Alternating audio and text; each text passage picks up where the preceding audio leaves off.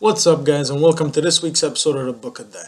Today, we're going to talk about something a little more lighthearted: civic duty. Now, you might be saying, civic duty? Why the fuck are we talking about that? The reason is because this year we had to go vote for our new prime minister. And soon enough, we're going to have to go vote for provincial and municipal elections. The reason we're bringing it up is because to vote is your civic duty. The reason I heard that so much is because I don't vote. Okay, yeah, you're absolutely right. That's wrong. But I have my reasons, just like I'm sure many of us do. Non-voting or lack of voting is a big problem among our generations. So I guess this is also an attempt to bring people up to date on what they're supposed to be doing as Canadian citizens so that we can hopefully end up being a better population, a better civilization, a better country one day. So here we go. So, like I said, we were all supposed to go vote. I didn't. And a bunch of people said, oh, you should go, it's your civic duty, you should go, it's your civic duty, blah, blah, blah. Okay. You know what? I bet every single one of those people who told me that have no idea what the fuck their civic duty is. So what did I do? I looked it up.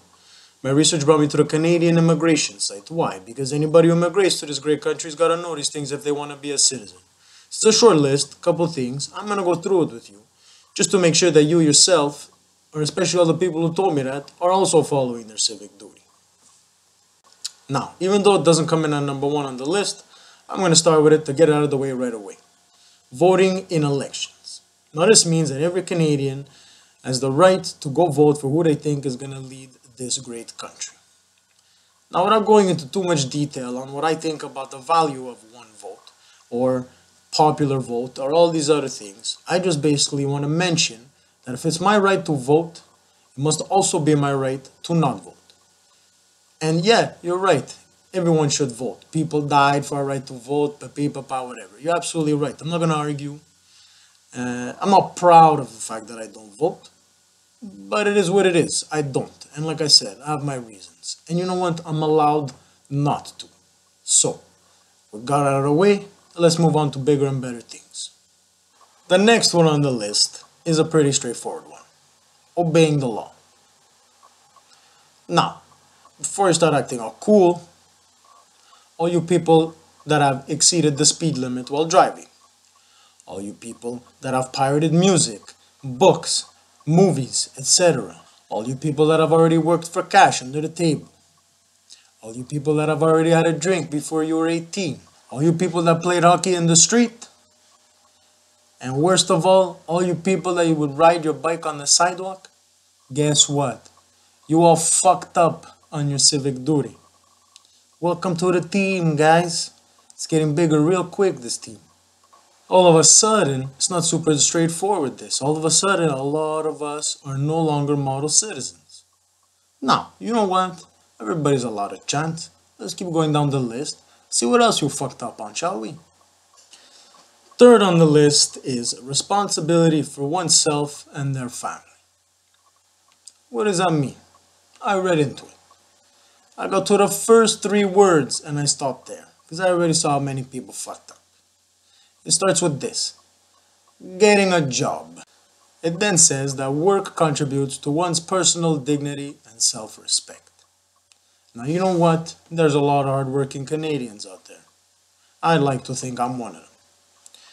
However, we do have social programs that don't really encourage people to do so.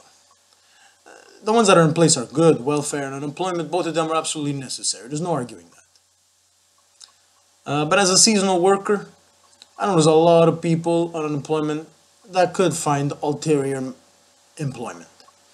I also know that just in the year 2015, there's almost 350,000 people just in the province of Quebec that are on welfare.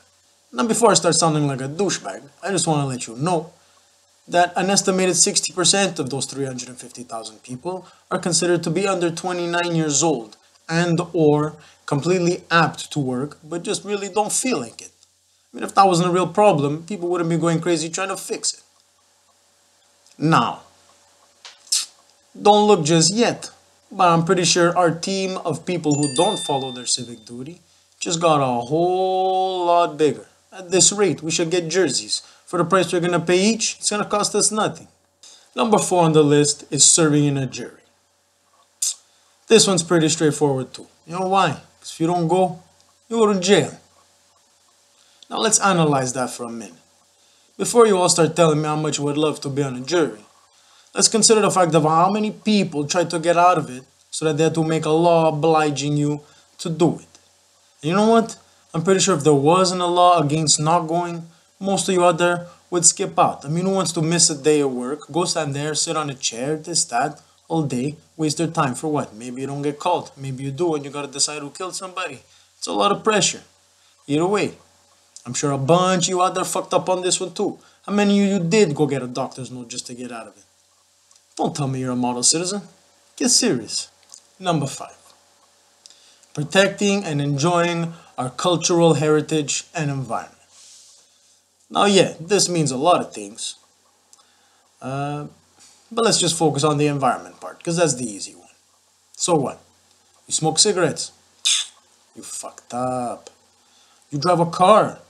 Yeesh, you fucked up. Oh, you were walking your dog, and when it did its business, you forgot a bag. So you left it there. Guess what?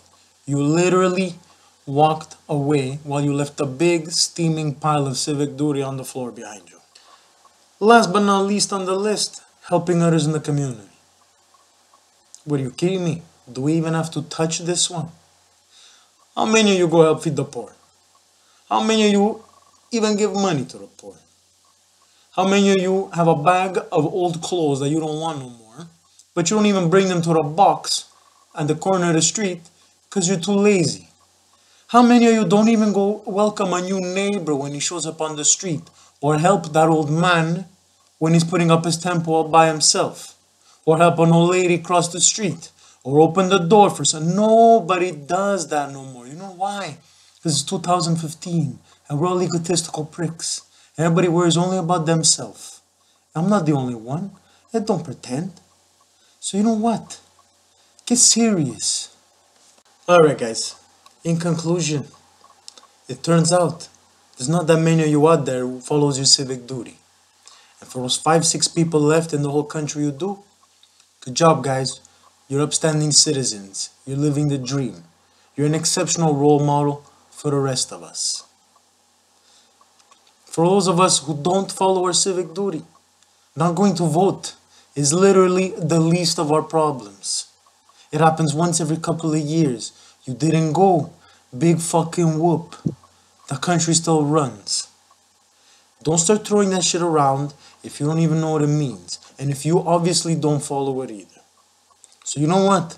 Let's all make an effort to be better neighbors, better people, better Canadians, so that we could all be proud. And then we could all get together and laugh about the people downstairs. That's another story. Coming soon. Take it easy, guys. Have a good week. Enjoy.